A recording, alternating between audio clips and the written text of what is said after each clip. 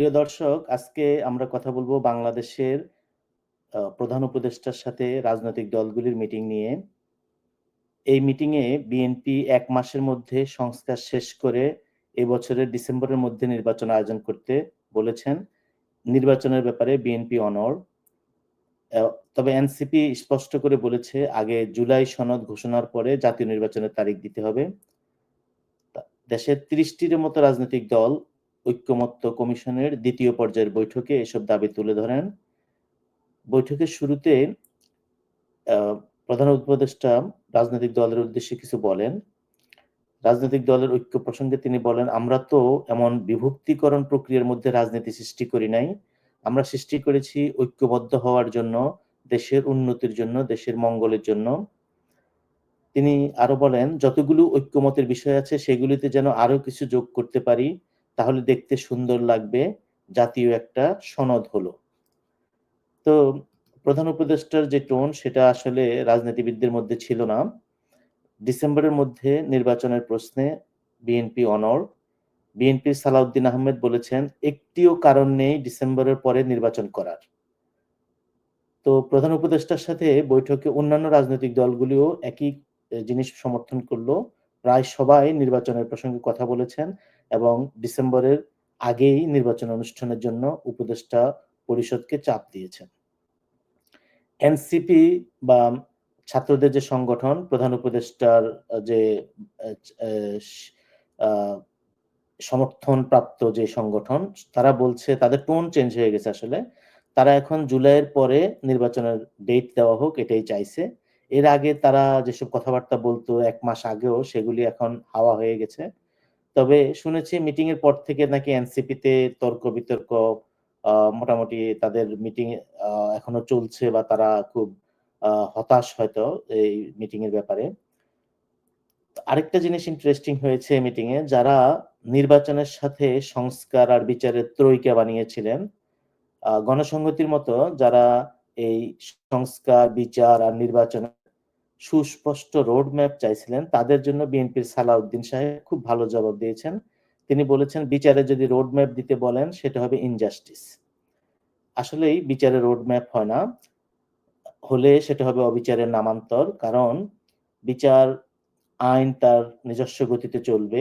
আপনি বিচারের জন্য সময় না দিয়ে সেখানে যদি রোড ম্যাপ বা সময় বেঁধে দেন যে অমুক তারিখের মধ্যে, যেমন একটা কথা উঠেছে ৫ই আগস্টের আগে একটা রায় দেওয়ার জন্য। তো এই যে কথাটা, এগুলি আসলে মানুষ আদালতের উপর অহেতুক চাপ প্রয়োগ করা অথবা বিচার প্রক্রিয়াকে বাধাগ্রস্ত করার মতো হতে পারে। সেজন্য বিচারের রোডম্যাপ দেওয়াটা ঠিক না।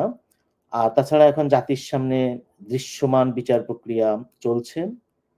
সো সেটা বিচারের প্রশ্নে কিছুটা সেটেলড। তো এই জিনিসটা আমরা পরে আবার আলোচনা করব যে এইভাবে এই আ লাইভ টেলিকাস্ট করে বিচার দেখানো এটা কতটুকু সমীচীন হচ্ছে। তো যাই হোক, বিচারের প্রশ্নটা, যে বিচার চলবে বিচারের মতো, সেখানে আসলে বিচার শুরু হয়ে গেছে। সো আ একটা শেষ। তারপরে সংস্কারের ব্যাপারে বিএনপি সরকারের সমালোচনা করে বলেছে তারা সংস্কারের গতিতে মোটেও সন্তুষ্ট না, এবং বিএনপির সালাউদ্দিন আহমেদ বলেছেন যে সংস্কার তো ৩ মাস আগেই শেষ। কারণ যেসব বিষয়ে সবাই একমত হয়েছিল সেগুলিতে বাস্তবায়ন হয়নি কেন? এবং যেসব সংস্কার করা যাবে না সেগুলি নিয়ে কথা না বলাই ভালো। এবং সেগুলি দরকারও হবে না। যেমন সংবিধান সংস্কারের প্রশ্নে তিনি এই কথা বলেন। তবে নির্বাচন অনুষ্ঠানের জন্য যা, যা সংস্কার দরকার এখন দ্রুত সেসব সম্পন্ন করা হোক, এ নিয়ে তিনি জোর প্রদান করেন। তবে একটা জিনিস উল্লেখ দেখা গেছে যে জাতীয় নেতাদের অনেকেই করিডোর এবং বন্দর নিয়ে সরকারের কঠোর সমালোচনা করেছেন। এবারের আমরা ইউনূস বন্দনা বা তেলের পরিমাণ অনেক কম ছিল, বা ছিল না বললেই চলে। ডানপন্থী নেতাদের মধ্যে কেউ, কেউ হয়তো আ Muhammad Yunus, doctor Muhammad Yunus Nobel laureate এসব কথাবার্তা বলে শুরু করেছিলেন। কিন্তু বামপন্থীদের মধ্যে বা দেখা গেল যারা বিএনপি বা অন্যান্য দলের মধ্যে এ ধরনের কোনো আম আচরণ ছিল না। এমনকি গণপরিষদ সংস্কার, গণ অধিকার পরিষদ নুরুল হক নুরু, সেও দেখা গেল যে সরকারকে কঠোর ভাষায় সমালোচনা করেছে। সরকারের কাজের ফিরিস্তি দেওয়ার জন্য অনেকেই দাবি করিয়েছেন। এবি পার্টির ব্যারিস্টার ফুয়াদ সরকারকে নিজেদের কাজ মূল্যায়ন করতে বলেছেন। তারা 10 মাসে কি কাজ করেছে সেটা জানাতে বলেছে এবং নিজেদের কাজের সেলফ অ্যাসেসমেন্ট করার জন্য বলেছে। তো বটম লাইন যেটা হয়েছে সরকারের সাথে রাজনৈতিক দলগুলির দ্বিতীয় মিটিংয়ে, সেটা হলো যে অন্তর্বর্তী সরকার দ্রুত ডিসেম্বরের আগে নির্বাচন অনুষ্ঠানের রোড ম্যাপ বা রূপরেখা দিবে এবং এর মধ্যে নির্বাচন অনুষ্ঠানের জন্য নির্বাচনমুখী যেসব সংস্কার করা দরকার সেসব করে তাদেরকে বিদায় নিয়ে দেওয়ার জন্য আহ্বান জানানো হয়। আর সংস্কারের প্রক্রিয়ার ব্যাপারে আমরা যা দেখেছি যে শিক্ষা সংস্কার যেটা দরকার ছিল সেটা হয়নি। নারী বিষয়ক সংস্কার যে এনজিও প্রতিবেদন প্রকাশ হয়েছে সেখানে আমরা দেখেছি যে দেশের আহ ইসলামিস্ট গ্রুপ থেকে নারীদের উপরে প্রকাশ্যে আক্রমণ হয়েছে। সুতরাং এই নারী সংস্কার এগুলিও হবে না। এগুলির ব্যাপারেও আমাদেরকে আসলে উম, আহ, পরবর্তী নির্বাচিত সরকার যদি কিছু করতে পারে তাহলে সেখানে দেখা যাবে। সংবিধান সংস্কার করার ম্যান্ডেট অন্তর্বর্তী সরকারের নেই। তারা নির্বাহী কাজ করার জন্য শপথ নিয়েছিলেন এবং ছাত্র সমন্বয়কদের দুর্নীতির কারণে প্রশাসন সংস্কারটাও হয়নি। প্রশাসন সংস্কারের অনেক কিছু করার ছিল, যেমন অনেকগুলি মন্ত্রণালয় বা ডিপার্টমেন্ট সেগুলির দরকার নেই। সে যেমন প্রবাসী কল্যাণ মন্ত্রণালয়, প্রবাসীদের কল্যাণের জন্য আলাদা মন্ত্রণালয় থাকার আসলে কি যৌক্তিকতা, কারণ প্রবাসী এদের যে কাজ সেটা পররাষ্ট্র মন্ত্রণালয়ের একটা উইং থেকে এই কাজ চালানো যেতে পারে এবং সেখানে আমার মনে হয় যে এনাফ প্রবাসী কল্যাণ হবে, অথবা পররাষ্ট্র মন্ত্রণালয় যদি সার্ভিস একটু ভালো করে তাহলেই প্রবাসীদের জন্য যেসব কল্যাণ দরকার সেগুলি হওয়ার কথা। তো যাই হোক, এগুলি যারা জানেন দেশের আমলাতন্ত্রের স্ট্রাকচার কেন এগুলি হলো তারা বলতে পারবেন। একইভাবে দেশে শিক্ষা মন্ত্রণালয় দেখা গেল অনেকগুলি আছে। তো এতগুলি শিক্ষা মন্ত্রণালয়ের কি দরকার আছে? তারপরে বিজ্ঞান ও প্রযুক্তি মন্ত্রণালয় যেটা আছে সেটা বাংলাদেশে বিজ্ঞান আর প্রযুক্তির যে অবস্থা তাতে এটা শিক্ষা মন্ত্রণালয়ের আন্ডারেই দরকার। শিক্ষিত লোকজন বা শিক্ষা ব্যবস্থাতেই বিজ্ঞান ও প্রযুক্তিকে আহ প্রায়োরিটি দেওয়া উচিত। সেই ব্যাপারেই আমাদের খরচ করা উচিত। এছাড়া বিজ্ঞান ও প্রযুক্তি মন্ত্রণালয় আলাদা করে আমার মনে হয় না যে তেমন কোনো কিছু অর্জন হচ্ছে। তো এইসব জায়গায় অনেক কাজ ছিল, সেগুলির ট্রেন মিস হয়ে গেছে। এখন যেসব কাজ বাকি আছে সেগুলি করতে পারে, কিন্তু যেসব কাজের সাংবিধানে বাধা নাই এবং নির্বাচনের আগে দ্রুত সেসব এলাকায় কিছু কাজ করার এখনই সময়, তাহা না হলে এই ট্রেনও মিস হয়ে যাবে।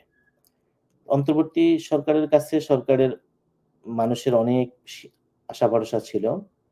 আর বিএনপি তারাও মানে সরকারকে অনেক সহযোগিতা করে গিয়েছে, যেটা সালাউদ্দিন সাহেব বলেছেন।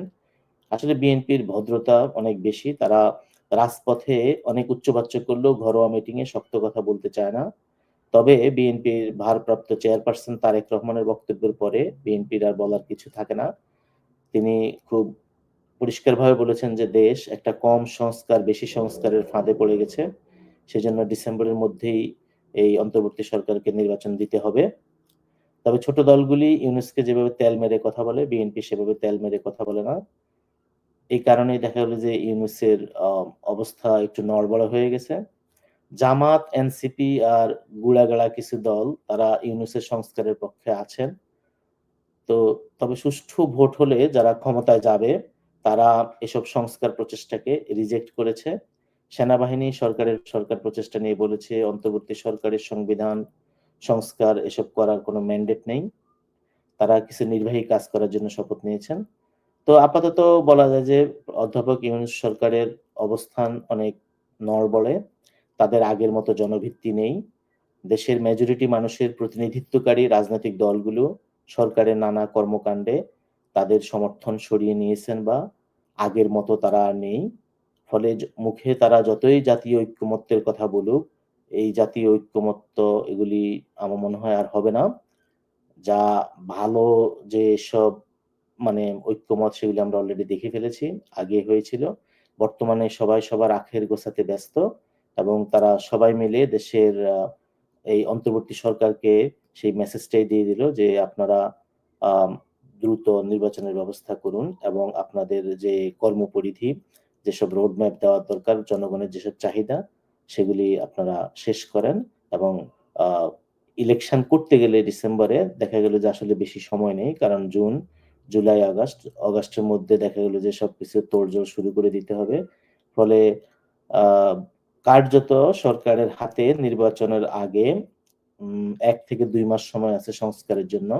তো বিএনপি সেটাই বলেছে যে ১ মাসের মধ্যে যত দ্রুত সম্ভব সংস্কার করে নির্বাচনী রোডম্যাপ ঘোষণা এবং নির্বাচনের দিকে সরকারের হাঁটা উচিত। সব দলগুলি সেই কথাই বলেছে। দেখা যাক অন্তর্বর্তী সরকার এরপরে কি করে। এবারে হয়তো তাদের কানে পানি যেতে পারে। Thank you.